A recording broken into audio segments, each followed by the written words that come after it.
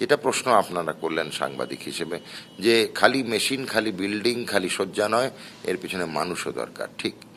তার জন্য আমাদের ম্যান পাওয়ার রিসোর্স যেভাবে রিলোকেট করা হয় দেখছি, যেটা আমি বললাম যে প্রত্যেকটা জায়গায় এখন মেরিট বেসড করে দেওয়া হচ্ছে, যে মেরিট বেসড এন্ট্রি শুরু হবে। আমরা যেমন একটা ছোট্ট জিনিস ভাবছি যে ব্লক প্রাইমারি হেলথ সেন্টারে নার্সিং স্টাফ সাংঘাতিক আমাদের সংকটে রয়েছি। আমরা নার্সিং রিক্রুটমেন্ট মাননীয় মুখ্যমন্ত্রী বলে দিয়েছেন ঢেলে সাজাও হবে, রিক্রুটমেন্টের তালিকা তৈরি করেছে, খুব শীঘ্রই প্রচুর পরিমাণে নার্সিং স্টাফ আমরা নেব, মুখ্যমন্ত্রী বলে দিয়েছেন।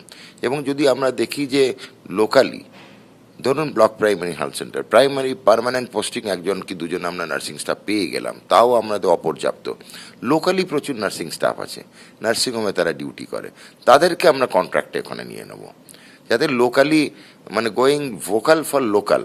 আমাদের নার্সিং স্টাফেদের সমস্যা হচ্ছে অনেক দূরে বাড়ি, অনেকে আসে অনেকে আসতে চায় না, এবং সেখানে আমাদের সবসময় মনে হয় যে লোকাল স্টাফ থাকলে খুব ভালো হয়, সেটা আমরা ভাবছি।